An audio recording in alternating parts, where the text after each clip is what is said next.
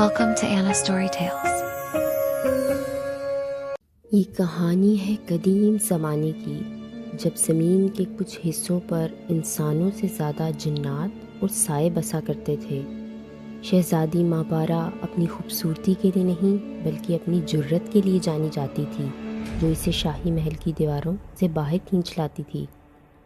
ایک منحوس شام جب شفق کی سرخی خون کی طرح پھیلی ہوئی تھی، ماپارا شاہی باغ کے آخری کونے میں موجود ایک کنویں کے پاس کھڑی تھی۔ اچانک ہوا ٹھہر گئی، پرندوں کی چہچہاہٹ خاموش ہو گئی اور فضا میں جلتے ہوئے گندھک کی بو پھیل گئی۔ زمین پھٹی اور ایک ہیبت ناک سایہ نمودار ہوا۔ وہ زرغام تھا، ایک طاقتور جن جس کی آنکھیں دہکتے ہوئے کوئلوں جیسی تھیں، جس کے وجود سے اٹھنے والی تپش ہوا کو جھلسا رہی تھی۔ جب ماپارا کی آنکھ کھلی تو وہ اپنے کمرے میں نہیں تھی، وہ ایک ایسے ہال میں تھی جو بظاہر شفاف اور شیشے کا معلوم ہوتا تھا، لیکن اس کے گرد خالص سونے کی موٹی سلاخیں لگی تھیں۔ یہ ایک دیو ہیکل پنجرا تھا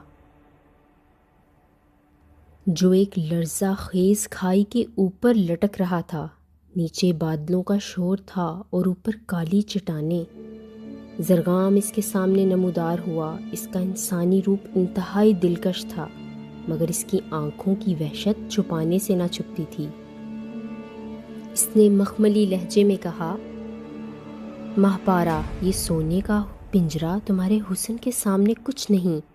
میں نے تمہاری خاطر اپنے قبیلے سے بغاوت کی ہے، تم یہاں میری ملکہ بن کر رہو گی۔ ماپارا نے نفرت سے اسے دیکھا۔ یہ محل نہیں، یہ قید خانہ ہے، اور تم ایک ظالم ہو جس نے میری آزادی چھین لی۔ دن گزرتے گئے۔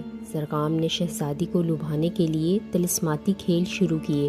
کبھی وہ پنجرے کے گرد ہزاروں نیلوفر کے پھول ہوا میں اڑا دیتا، تو کبھی ستاروں کو آسمان سے توڑ کر اس کے قدموں میں بچھا دیتا۔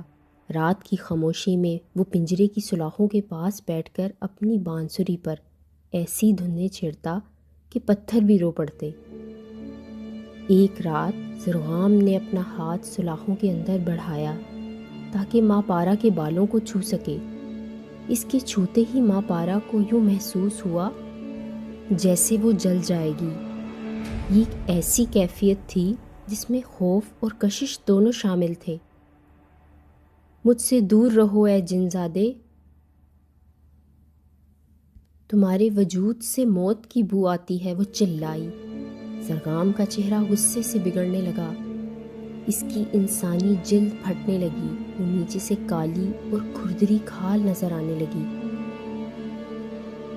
اس نے دھاڑ کر کہا، میری محبت کو میری کمزوری نہ سمجھو، اگر تم میری نہ ہوئیں تو اس پنجرے کو تمہاری قبر بنا دوں گا۔ ایک شام جب زرغام کسی دوسری دنیا کے سفر پہ تھا، ایک بوڑھی جننی باندھی جس کا نام بختاور تھا خاموشی سے پنجرے کے پاس آئی۔ اس نے سرگوشی میں بتایا، شہزادی، یہ سونا عام سونا نہیں ہے، یہ زرغام کی زندگی کے راز سے جڑا ہے۔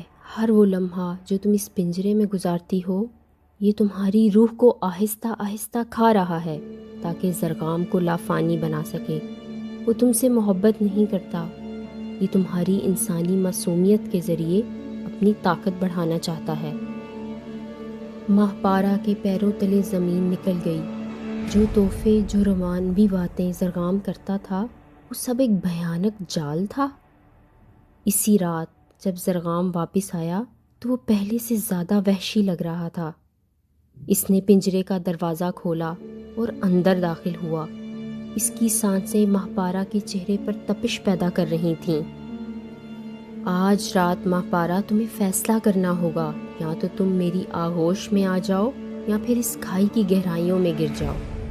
ماپارا نے ہمت جمع کی۔